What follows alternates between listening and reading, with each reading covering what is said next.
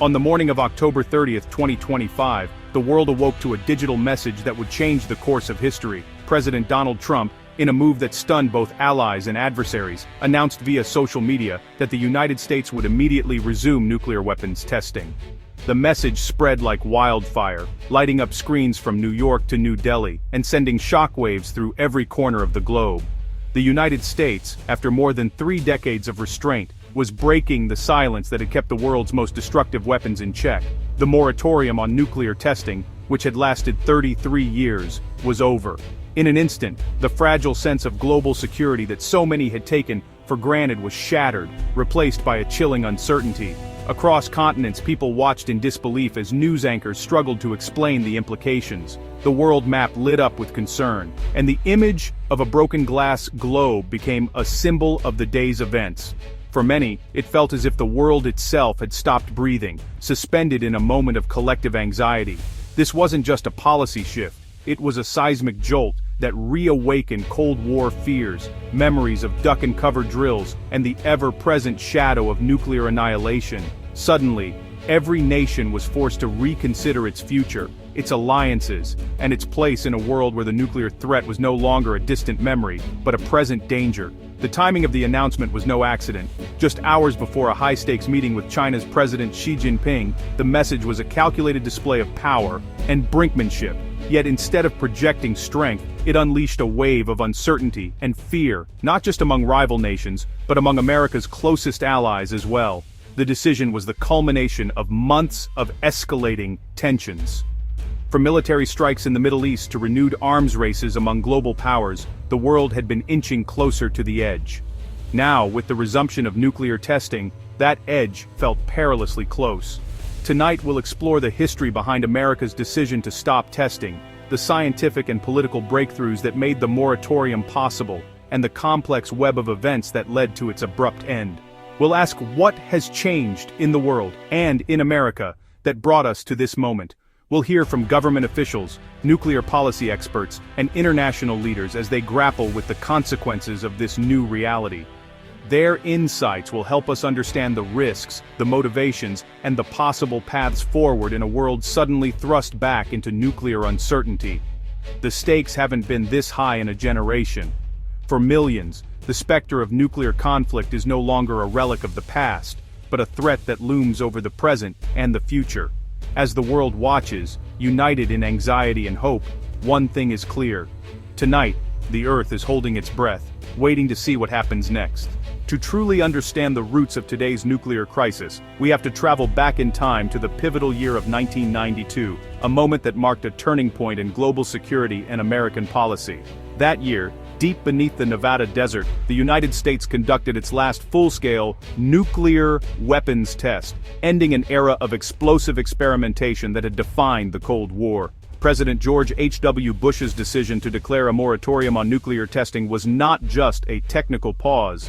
It was a bold, diplomatic gesture, intended to set an example for the world and encourage other nuclear powers to show similar restraint.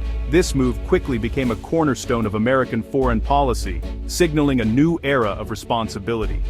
With the end of live testing, the U.S. turned to cutting-edge science. Advanced computer simulations and the ambitious stockpile stewardship program became the backbone of America's nuclear maintenance, allowing scientists to ensure the reliability and safety of the arsenal without detonating a single warhead underground. This innovative approach worked for decades. It allowed the United States to lead the charge on nuclear non-proliferation, using its own restraint as leverage to pressure other nations to halt their own tests and join global arms control efforts. The moratorium gave Washington a powerful moral authority on the world stage, especially when confronting new nuclear tests by countries like India, Pakistan, and North Korea. Each time these nations defied the global consensus, the U.S. could point to its own restraint as a model for responsible leadership. But as the years passed, the world changed. Russia and China began to modernize and expand their nuclear arsenals, investing in new technologies and advanced delivery systems. In Washington, concerns grew that America's decades-long pause might leave it at a strategic disadvantage. The unveiling of Russian hypersonic missiles and China's rapidly growing stockpile sent shockwaves through the defense community. These developments fueled heated debates in Congress and among military leaders. with some calling for a return to testing to ensure America's arsenal could keep pace. The era of restraint, it turned out, was always more fragile than it seemed. It depended on a delicate balance of trust, verification, and the hope that all major powers would act in good faith. As that trust eroded, so too did the stability it once provided. Now, the scales have tipped. The world's nuclear balance is shifting, and the sense of security that lost it for over 3 decades is under threat. The 33-year peace, once held together by hope and mutual restraint, is now being eroded by rising insecurity, renewed competition, and a dangerous new faith in the power of nuclear arms. The road to renewed U.S. nuclear testing began with a strike on Iran's nuclear facilities in June 2025. The administration declared victory, but leaked intelligence revealed Iran's program was only set back by months, not years. Much of Iran's enriched uranium had vanished before the attack, and key sites survived. The International Atomic Energy Agency soon announced it could no longer account for hundreds of kilograms of near-weapons-grade uranium. The failed operation became a rallying cry. If conventional weapons can't guarantee security, only a proven nuclear deterrent can. The Iran strikes, meant to end one threat, instead reignited another. President Trump's announcement bypassed tradition, ordering the Pentagon to prepare for nuclear tests at the long-dormant Nevada site. Defense Secretary Pete Hegseth argued that only real-world tests could guarantee the reliability of America's arsenal, especially as adversaries advanced.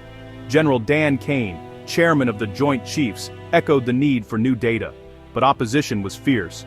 Nevada lawmakers moved to block funding, citing health and environmental risks.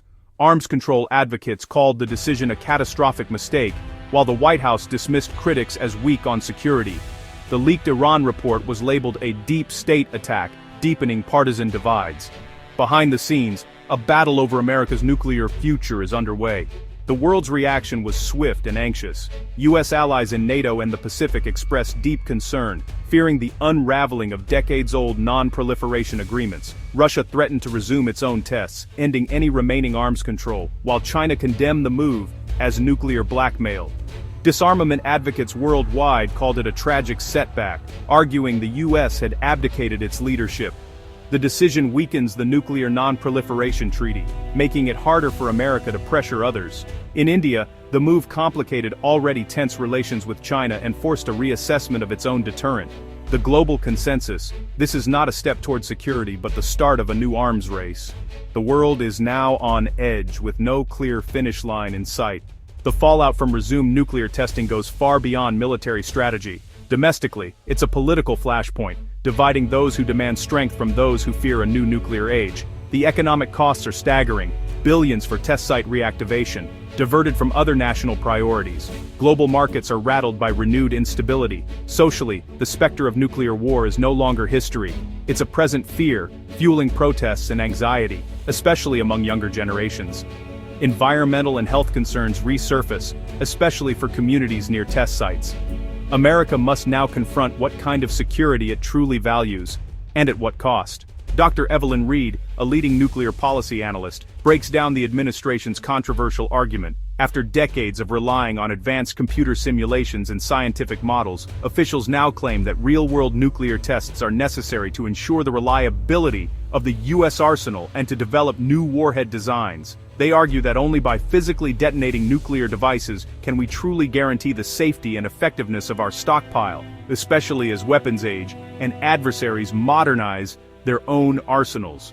But Reed, along with the vast majority of nuclear experts, strongly disagrees. She points to the remarkable success of the Stockpile Stewardship Program, which has used cutting-edge science and technology to certify the safety and reliability of America's nuclear arsenal for over 2 decades, without a single explosive test. This program has become a global model, showing that rigorous maintenance and scientific innovation can replace the need for dangerous detonations. The renewed push for nuclear testing, Reed argues, is not driven by technical necessity, but by political and strategic choices. It reflects a shift in policy priorities, not a failure of science or engineering.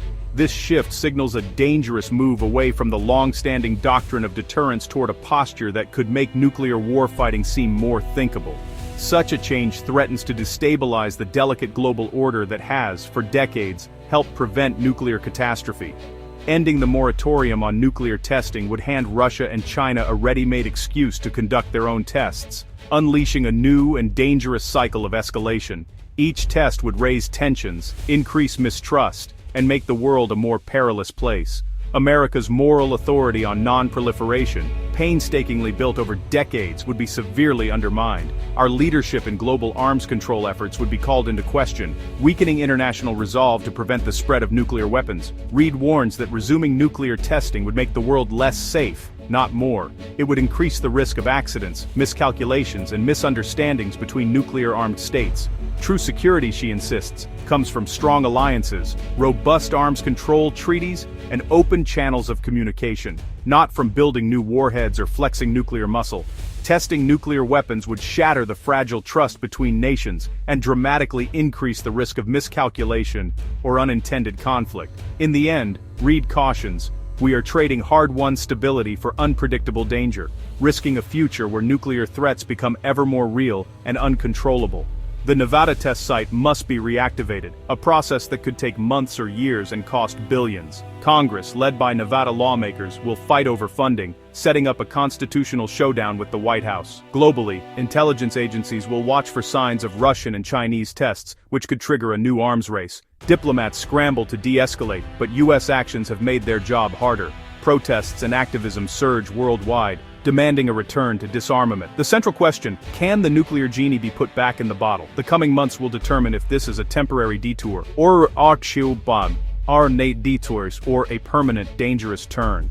We stand at a crossroads, facing consequences that will define global security for generations. The decision to resume testing has unraveled decades of stability and emboldened adversaries. This was not a necessity, but a choice. To pursue new weapons over proven agreements. To project strength through intimidation. Now, other nations will respond, risking a spiral into a new arms race. The future is unwritten. There is still a window for reflection and change. Citizens must demand accountability, and allies must speak with one voice. The stakes are nothing less than the future of civilization.